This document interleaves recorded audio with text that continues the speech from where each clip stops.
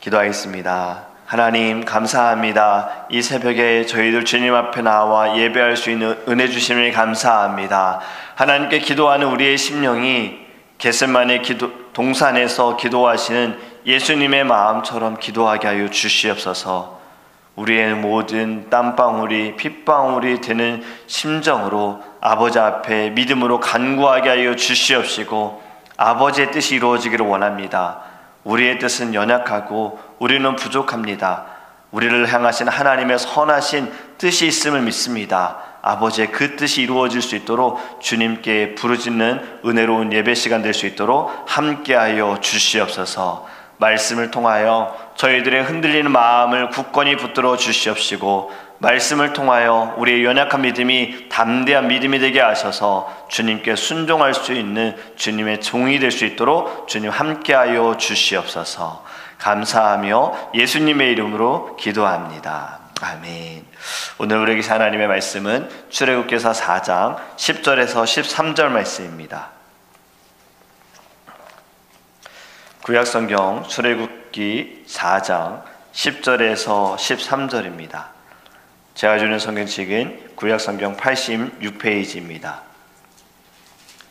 출애굽기서 4장 10절에서 13절 말씀 우리 함께 읽도록 하겠습니다. 모세가 여호와께 아뢰되 오 주여 나는 본래 말을 잘하지 못하는 자니이다. 주께서 주의 종에게 명령하신 후에도 역시 그러하니 나는 입이 뻣뻣하고 혀가 둔한 자니이다. 여호와께서 그에게 이르시되 누가 사람의 입을 지었느냐? 누가 말 못하는 자나 못 듣는 자나 눈 밝은 자나 맹인이 되게 하였느냐? 나 여호와가 아니냐? 이제 가라. 내가 네 입과 함께 있어서 할 말을 가르치리라. 모세가 이르되 오 주여 보낼 만한 자를 보내소서. 아멘. 할렐루야. 오늘 우리를 새벽에 깨우셔서 주님의 전에 인도하여 주신 주님께 감사함으로 예배하기를 원합니다. 말씀을 통해서 저희들에게 성령 충만케 하시고 하나님께서 우리가 어디로 가야 할지 어떠한 일을 행해야 할지 가르쳐 주실 줄 믿습니다. 언어들을 보면요 액센트에 따라서 뜻이 달라지는 언어들이 있습니다. 또 어떤 언어들은 발음에 따라서 뜻이 다르기도 하지요. 우리가 영어에서도 많은 이러한 단어들이 있지 않습니까? 말하는 것에 따라서 또는 듣는 것에 따라서 차이가 생기기도 합니다. 한국 사람들이 가장 어려워하는 영어 발음이 어떤 발음인지 아시죠? R하고 L 발음이 어렵고 또 F하고 P 발음이 어렵잖아요. 저도 이것 때문에 아이들에게 이제 영어로 설교할 때 가끔은 아이들이 지적을 할 때도 있어요. 아직도 face라는 단어를 쓰는 것이 좀 부담스럽기도 합니다. 저는 믿음을 얘기하고 있는데 아이들은 얼굴로 들을 때가 있기 때문에 그런 거예요. 이것이 발음의 문제이기도 한데요. 아이들이 자주 하는 말들이 있습니다. 여러분 이것이 어떻게 들으십니까? 아이들이 하는 말이요. 제가 했어요. 제가 했어요. 이런 말을 많이 해요. 처음에 말은 제가 했어요 라는 말이고요. 두 번째 말은 제가 했어요 라는 말입니다. 여러분 아이들이 예전에 제가 섬길 때에 항상 청소를 제가 아이들한테 꼭 시켰어요. 의자 세팅도 아이들이 다 하게 했어요. 왜냐면 유년부 예배실이 유년부 아이들만의 예배 공간이 아니라 그 공간이 다른 모임들도 막 갔다 보니까 평일에는 의자가 좀 흐트러져 있고 조금 정리가 안 돼 있어서 일찍 오는 아이들에게 다 청소를 시킵니다. 베큐움도 시키고 걸레질도 하게 하고 의자를 5개씩 이렇게 지금처럼 다 세팅을 하라 이렇게 이야기를 하면요 아이들이 와가지고요 자기가 했어요. 제가 했어요. 꼭 이렇게 칭찬받고 싶어서 이야기를 합니다. 근데 제가 예배 때 저기 쓰레기가 버려져 있었는데 그거 누가 혹시 버렸니? 라고 하면 애들이 뭐라고 하는지 아십니까? Not me 라고 합니다. 전 아니에요. 저는 절대 그러지 않아요 라고 이야기를 해요. 이 비슷한 말처럼 들릴 수 있으나 주어가 확실히 다릅니다. 제가 했어요. 제가 했어요. 오늘의 본문의 말씀을 제가 묵상하면서 이 일이 좀 생각이 나서 말씀을 같이 나눴던 건데요. 하나님께서 모세를 불러서 그에게 애굽으로 가라고 지금 말씀하셨죠. 그런데 지금 모세는 사실 5번이나 거절합니다. 즉각적인 순종을 하지 않아요. 하나님, 하나님께서 가라고 하셨는데 갔을 때 제가 이스라엘 백성들에게 뭐라고 말합니까?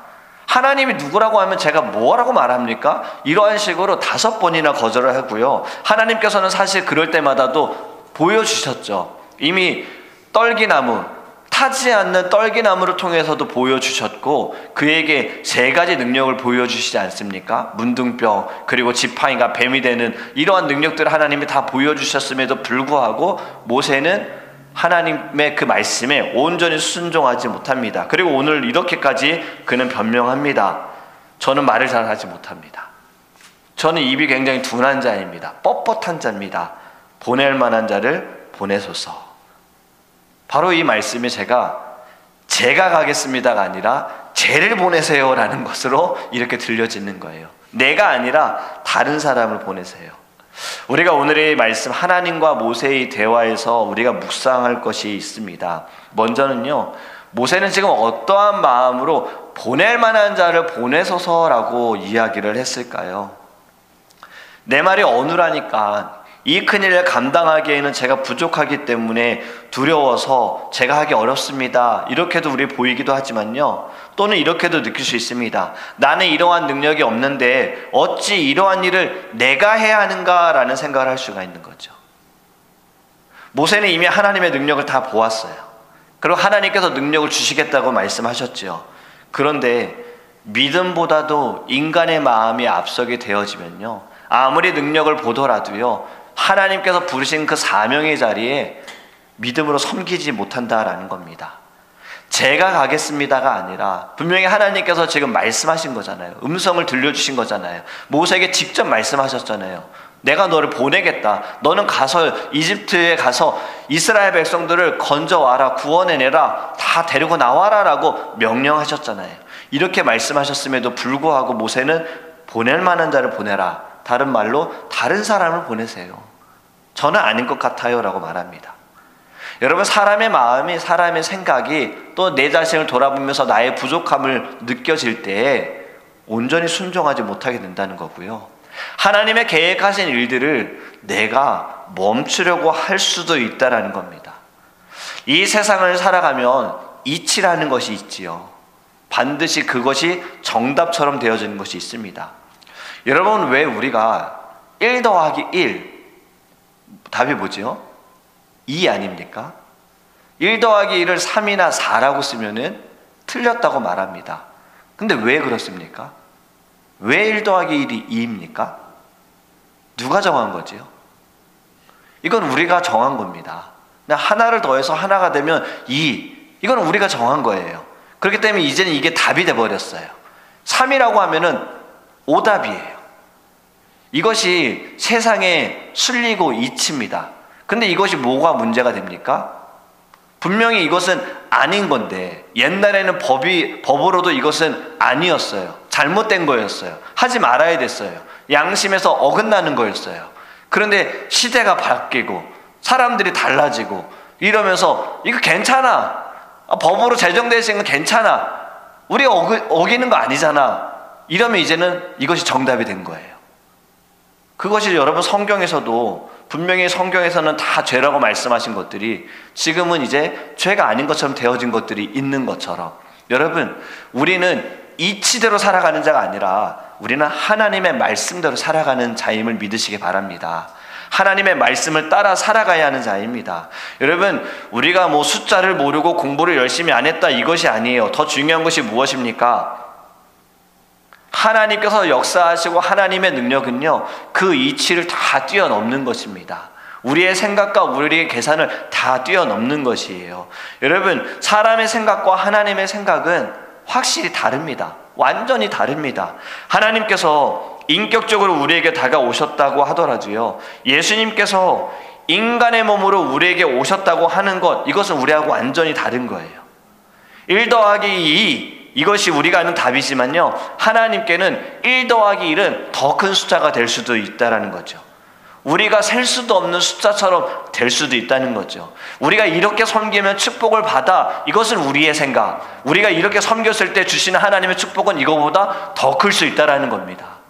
우리가 작은 섬김, 우리가 날마다 기도하는 모든 기도의 능력도 이 정도까지만 우리가 섬기면 이러한 열매가 나타나야 되는 게 맞는 거 아니야? 그건 우리 생각. 하나님께서는 누가 어떻게 하든 어떠한 일을 행하든 어떠한 섬김을 보이든 하나님이 역사하시며 더 큰 놀라운 일이 나타나게 된다는 것입니다. 여러분, 우리는 하나님께서 부르시는 그 능력을 우리는 깨달아야 합니다. 우리의 생각이 하나님의 일을 막을 때도 있고요, 때로는 우리의 열심이 하나님의 일을 막을 때도 있어요. 이것은 열심을 내지 말라라는 것이 아니라요, 열심은 반드시 내야 합니다. 하지만 누구를 위한 열심이냐? 바리새인들도 열심이었고요, 사두개인들도 열심이었어요. 하지만 그들은 의미 없는 열심, 열매가 없는 열심, 하나님이 기뻐하시지 않는 열심이었다는 거죠. 우리는 열심히 하되 주를 위한 열심이 되기를 간절히 원합니다.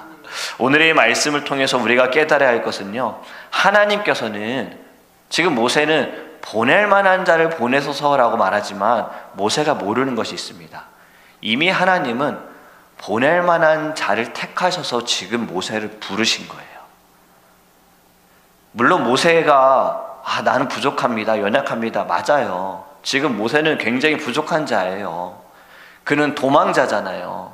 그리고 모세는요, 지금 출애굽기서 3장에도 보면요, 3장 1절에 뭐라고 시작합니까? 모세가 그의 장인 미디안 제사장 이드로의 양떼를 치더니 이렇게 말씀하고 있습니다.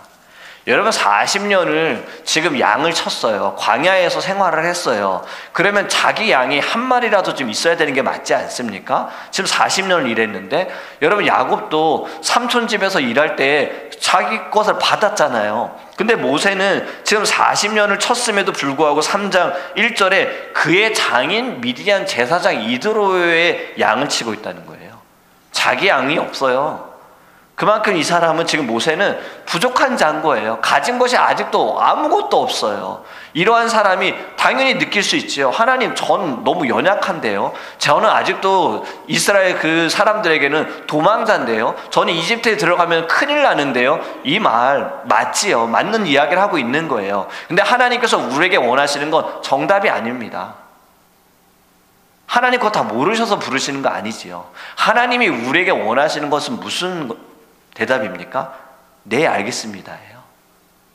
Yes, I will. 주님, 제가 그렇게 하겠습니다. 주님이 원하시는 답은 이겁니다. 왜냐하면 하나님은 이미 알고 계시기 때문에. 모세의 말, 오 주여, 보낼 만한 자를 보내소서. 우리도 때로는 이렇게 부족함을 느낄 때가 있을 겁니다.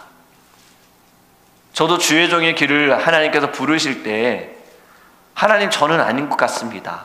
하나님, 저도 굉장히 부족합니다. 하나님, 제가 이 일을 감당하기 어렵습니다 라고 저도 때로는 이 부르심에 대해서 하나님과 타협을 한 적이 있었어요.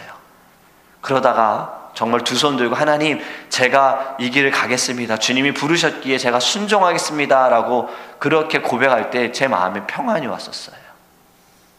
이전에도 저의 모습은 그냥 열심이었어요. 늘 주를 위해서 교회에서 많은 시간들을 보내고 제게 주어진 사명 잘 감당하면서도 열심으로 섬겼으나 제 마음에는 막 그러한 평안이 없었는데, 제가 두 손 들고 하나님 부르셨으니 저는 부족하나 제가 가겠습니다 라고 고백할 때 제 마음에 평안이 있었다라는 거죠. 여러분들도 한번 경험해 보시기를 간절히 원합니다. 하나님께서는요, 뭐 잘하는 자, 말 잘하는 자, 능력 있는 자, 선한 자, 다른 사람들 칭찬받는 자, 이런 자 부르지 않으세요. 우리가 성경을 보면 어디 그런 사람들만 부르셨습니까? 사실 어찌 보면은 다 연약한 자, 흠이 있는 자, 감춰야만 되는 자, 드러내지 말아야 하는 자, 부끄러운 자들, 이런 사람들 하나님이 부르셨어요. 그런데 그 사람들 통해서 하나님은 참 많은 일들을 행하셨다라는 겁니다. 여러분, 신약 성경을 가장 많이 기록한 이가 누구죠? 바울이지 않습니까? 사실 이 사람도요, 물론 세상의 사람들의 눈으로 볼 때에는 드러낼 수 있는 자인데, 근데 믿는 자들의 눈으로 볼 때는 핍박하는 자였잖아요. 사실 이 사람은요, 누구의 눈으로 보면은 배신자로 보일 수가 있어요. 그런데 또 믿는 자들의 눈으로 보면은 가까이 할 수 있는 사람은 아닌 거예요. 어떠한 의도로 이 사람이 접근했는지 모르니까, 예수님을 만나고 변화된 것을 모르기 때문에. 그런데 이러한 자도 하나님 쓰셨고, 바울이 뭐라고 고백합니까? 나는 죄인 중에 괴수라고 말하지 않습니까? 나의 모든 것은 다 주님의 은혜라고 고백한 자가 바울입니다. 여러분, 우리가 깨달아야 할 것은요, 내가 어떠한 자인지를 보기 전에요, 이제는 나를 부르신 하나님이 어떠한 분이신지를 보기를 간절히 원합니다. 이사야서 6장 8절에 이러한 말씀이 있습니다. 내가 누구를 보내며 누가 우리를 위하여 갈꼬라는 하나님의 탄식 소리가 있어요. 여러분, 사실 오늘의 말씀에도 우리가 읽지는 않았지만요, 오늘 이 말씀 가운데에도 모세가 말하기를 하나님, 저는 어눌한 자여서 저는 갈 수가 없는 자입니다 라고 말할 때 이렇게 말씀하지 않습니까? 14절에 여호와께서 모세를 향하여 노하여 이르시되, 지금 모세가 5번이나 하나님, 저는 부족해요, 하나님, 제가 가서 뭐라고 말해요, 제가 거길 어떻게 갑니까? 마지막에는 저는 말을 못하는 자예요, 딱딱한 자예요, 이렇게 말하니 하나님은 또 친절하게 네 형 아론이 있지 않느냐라고 말하는데요, 지금 이미 하나님은 14절에 노하여 이르시대요.